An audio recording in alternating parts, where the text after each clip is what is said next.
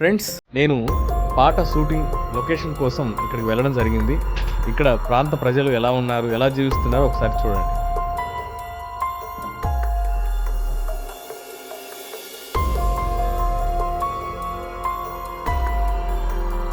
ఇది ఊరికి ఒక మారుమూల ప్రాంతము.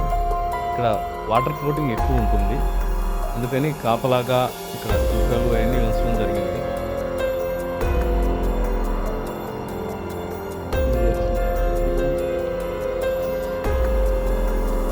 देशव्यापी పొల్యూషన్, కలుషిత వాతావరణం,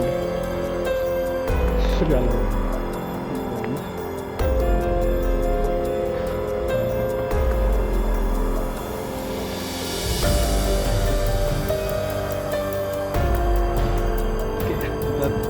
పర్యటనలు 10 కాలాల పాటు ఉండాలి. పర్యటనలు దేశానికి